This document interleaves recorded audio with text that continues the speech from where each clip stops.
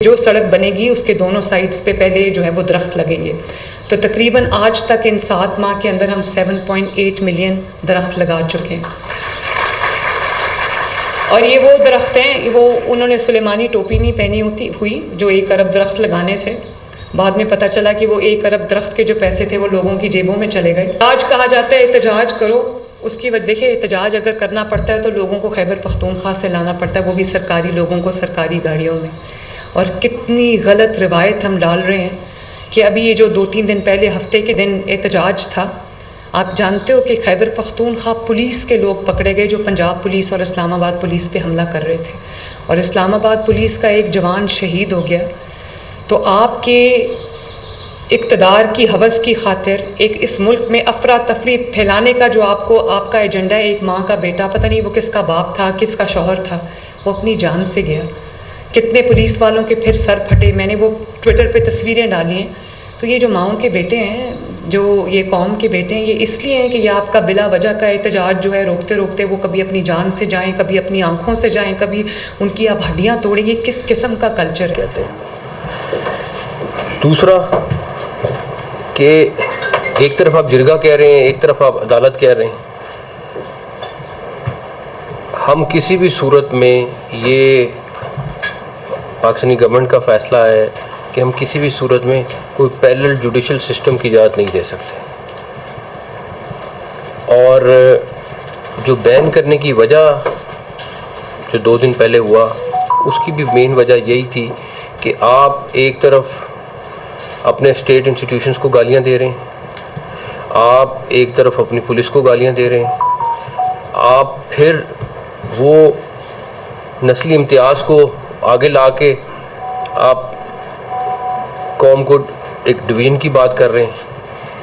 آپ کے پولیٹیکل چیزیں آپ ضرور کریں، آپ ان کے حقوق کی بات ہے آپ ضرور کریں، لیکن آپ اس طرح اسٹیٹ اور کھلے عام دے رہے ہیں. آپ سوشل میڈیا چلے جائیں، آپ ان کے لیڈرز کی تقریریں اٹھا لیں، موجود ہیں، کس غلیظ زبان میں وہ استعمال کرتے ہیں لینگویج، وہ آپ سب کے سامنے.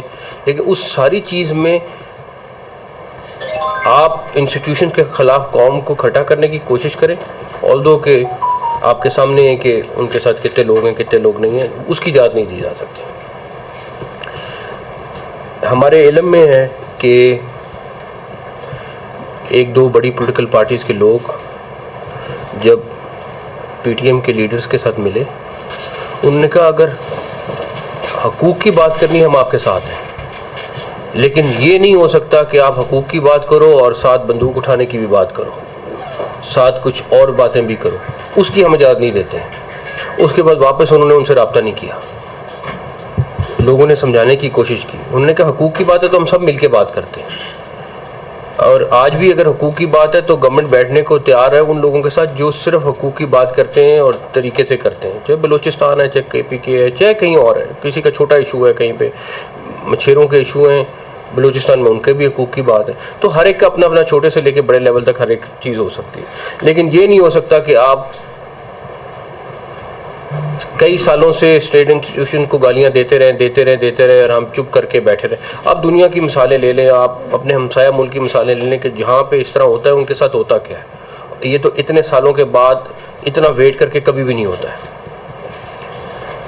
خیر، اس کو بین کیا، اور اس کے بعد کے پی کے گورنمنٹ نے 54 لوگ تھے جو فورس اسکیجول میں ڈالے، اور 34 جو تھے بلوچستان نے ڈالے. اور اس کے بعد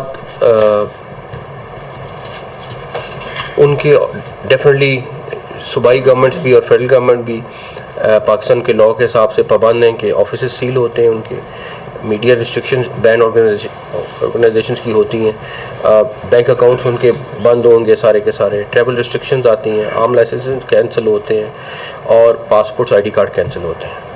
اب ہمارا صرف ایک چیز ہے کہ یہ تو ہو گئی بین. اب جو بھی کسی بھی طریقے سے ان کو اسسٹ کرے گا، جو بھی کسی طریقے سے ان کو ہیلپ آؤٹ کرنے کی کوشش کرے گا، وہ بھی اسی نرغے میں آئے گا. اس کے آئی ڈی کارڈ بھی بلاک ہوں گے، اس کے پاسپورٹ بھی بلاک ہوں گے، چاہے وہ کسی کیٹیگری میں ہو، کسی بھی طریقے سے ہو.